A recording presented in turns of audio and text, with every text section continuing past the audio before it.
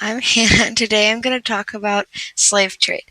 The slave trade grew slowly at first. In 1509, the Spanish governor of Hispaniola, Diego Colon, Columbus's son, wrote to the King Ferdinand to complain about a labor shortage on the island.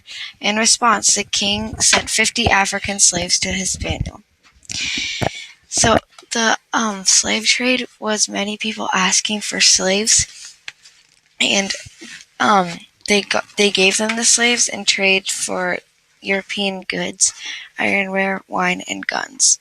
So from the slave trade in 1493 to the 600s, uh, the Americans have a little, or they had less than 1 million slaves, and then from 1601 to the 700s, they had over 1 million from slave trade.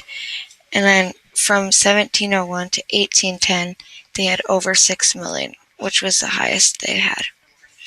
And a Portugal's king wrote that he didn't like that they were taking his people, and he tried to stop that because they were his people and they didn't get anything out of it. Afton, the king, protested did not stop the forced removal from people from Africa. This removal became known as the African diaspora, which means a scattering of people outside of their homeland, which is these Africans because they weren't in their homeland. And they're scattered out from the homeland. So this time was called the Middle Passage because it was a passage from when the Africans were being transported to the Western Hemisphere.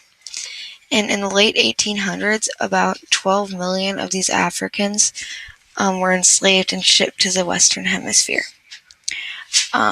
Most of these, or 2 million of these Africans died during this because of diseases on the ship, because some Africans had diseases and sicknesses, and when they were on the ship, it spread to everyone else. This diagram shows how the slave traders packed enslaved Africans into slave ships for the Middle Passage.